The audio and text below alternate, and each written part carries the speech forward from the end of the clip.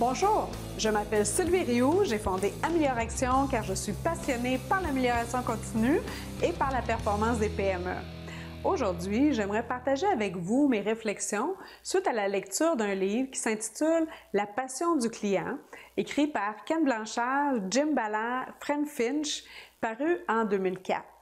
L'équipe de M. Blanchard a observé et analysé les changements de culture que la compagnie Yum! Brands a dû réaliser. Cette entreprise américaine se compose de restaurants que vous connaissez certainement, Poulet Frit Kentucky, Taco Bell, Pizza Hut, John Silver et AEW.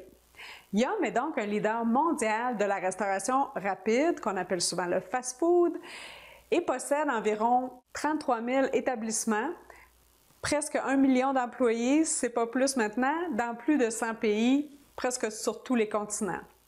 Ceux parmi vous qui me connaissent savez que je ne suis pas très portée sur le fast-food, mais je voulais quand même partager avec vous les principes expliqués dans ce livre, car je crois sincèrement que la plupart des idées du livre s'appliquent à toutes les entreprises, qu'elles soient manufacturières ou de services, qu'elles soient composées de 5 employés dans un petit village ou de milliers d'employés à travers le monde. Comme vous avez sûrement déjà remarqué, c'est souvent en temps de crise que des changements se font. Alors, pour ce qui est de l'entreprise dont on parle aujourd'hui, en 1996, cette entreprise s'est séparée d'avec la maison mère qui s'appelle Pepsi-Cola. Le nouveau président de Yum!, M. David Novak, à l'époque, a décidé de réunir tous les directeurs et les cadres supérieurs. Après avoir fait la tournée générale des chaînes, il a retracé un portrait pas très flatteur de la nouvelle entreprise. Les restaurants étaient en perte de popularité, ils étaient défraîchis, les ventes étaient à la baisse, ce qui affectait évidemment la valeur des actions et des franchises.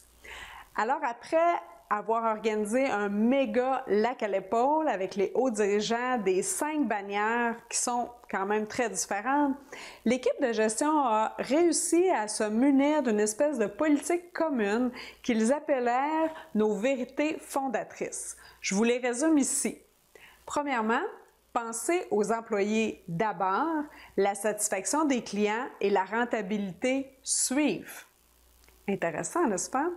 Répondre aux clients, ne pas juste se contenter d'écouter. Ensuite, un autre principe, diriger chaque restaurant comme si c'était le seul que nous possédions. Éviter le piège de la routine et de la bureaucratie. Montrer sa reconnaissance et sa considération à nos employés, sinon ils s'en vont. Ce sont les grandes opérations et les innovations qui attirent les ventes. Un autre principe des vérités, fixer les normes et suivre les procédures avec rigueur et constance, pas juste au gré des saisons. La qualité en tout et plus particulièrement la nourriture, la matière première, ce qui peut sembler évident. Ensuite, M. Blanchard nous explique 4 grandes étapes que Yum! A créées et qui sont également valides au sein d'une PME comme d'une multinationale pour faire ce qu'on appelle une culture d'entreprise stimulante et positive. Premièrement, viser le bon objectif. Deuxièmement, bien traiter ses clients. Troisièmement, bien traiter ses collaborateurs. Et enfin, savoir diriger avec mesure. Nous allons les repasser un peu plus en détail. Selon M. Blanchard, on peut décider de passer par ce qu'on appelle la porte du hum et par la porte du yum. Donc, on a le choix de devenir un dirigeant hum ou un dirigeant yum. J'ai bien aimé l'analogie et je vous l'explique. Alors, revenons à la première étape mentionnée. Pour bâtir une entreprise tournée vers le client, il faut viser le bon objectif. Si je suis une dirigeante hum, mon objectif, c'est de faire le maximum de profit, un point c'est tout. Les clients, les employés, ce n'est que des accessoires pour atteindre cet objectif. Si je suis une gestionnaire Yum, ma définition du profit, c'est la récolte que nous faisons en nous occupant de nos clients et en créant un environnement motivant pour nos employés. Assez différent comme concept, n'est-ce pas?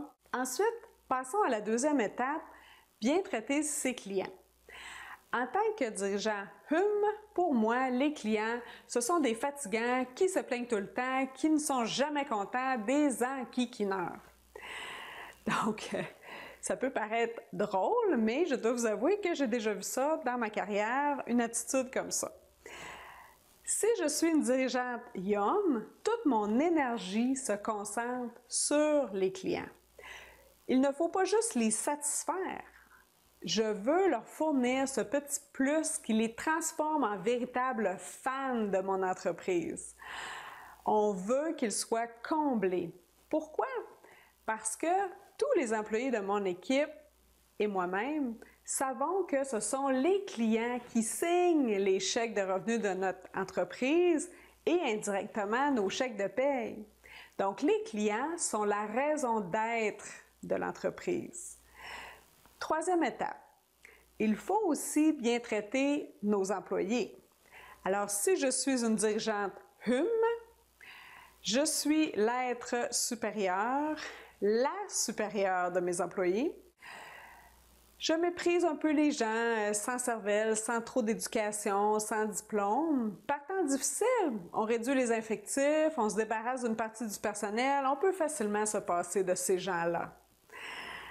Alors, si je suis plutôt une dirigeante Yum, je sais que sans mes employés, je ne suis rien. Je sais qu'il me faut des collaborateurs enthousiastes et passionnés pour susciter des fans parmi les clients. Donc, je considère mes employés avec bienveillance et j'espère qu'ils vont prendre soin des clients en retour.